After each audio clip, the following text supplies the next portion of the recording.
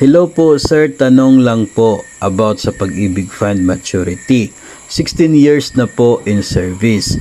May makukuha po ba ako sir kahit naglagpas na sa 15 years? I hope for your response. Thank you po, pahide na lang po. So ang daming na talaga mga sekreto na umabot sa atin, nakahide lamang po yun. So huwag kayong mag-alala kaya pwede po kayo talaga magpadala ng inyong po mga tanong at hindi po natin ipapakita yung pangalan po ninyo. At ito nga po talaga yung pag-usapan natin sa episode na ito.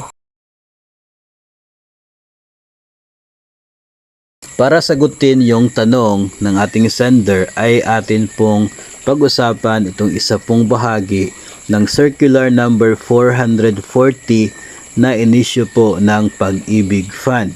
Circular number 440, Modified Guidelines Implementing the Optional Withdrawal of Pag-ibig Savings. Mayroon pong isang provision dito na siya pong magbibigay ng sagot doon sa tanong kung pwede mo pa bang ma-process yung optional withdrawal mo for 15 years na contribution kung 16 years ka na sa ngayon. Ayon po dito mga master sa circular na ito ng Pag-ibig Fund, ang sabi, should the member fail to avail of optional withdrawal within the 1-year period after the 180th month of continuous savings. So yung 180 months ay 15 years yun mga master. If ever hindi po naka-avail sa optional withdrawal within the 1-year period, pagkatapos ng 180 na month of continuous savings, the option to withdraw his or her TEV shall be forfeited. He or she shall be able to withdraw his or her savings only upon the occurrence of any of the grounds for membership termination. So, during this period mga master, pag umabot po ng 180 months contribution, 15 years continuous. Kapag umabot ka ng 180 continuous contributions, mayroon kang 1 taon para mag-process ng optional withdrawal. Kapag lumagpas ka doon sa 1-year period na yon, let's say umabot ka na lang ng 16 years, ibig sabihin sobra ka na doon sa 1-year period pagkatapos ng 15 years. So sa period na yan o sa case na yan ay talagang forfeited na yung chance mo to avail of the optional withdrawal doon sa ika 15 years kasi nga lagpas na doon sa 1-year period niya so 16 years ka na kasi, so, ibig sabihin more than 12 months ago yung pag-abot mo doon sa 15 years of continuous contribution.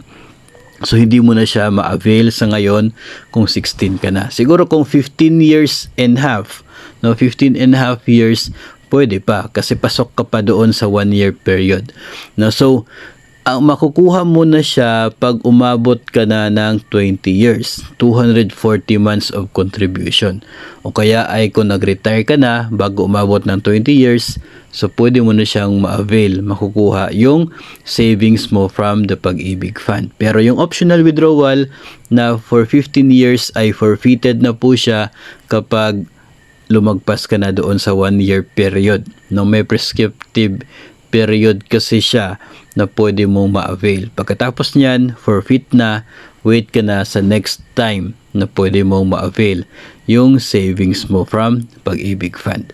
So ito po, hindi po ito sabi ni Master Jet, sabi po yan ng Circular number 440 ng Pag-ibig Fund na siya po pinakita natin. So if ever meron pong kayong case na katulad po nito, you can always check for the circular para pumabasa niyo yung buo na nilalaman ng circular na yan at mas maiintindihan po ninyo kapag nabasa po ninyo yung buong istorya na nakapaloob sa circular na yan. So, you can check it out po. Pwede po niyo ma-download from the internet.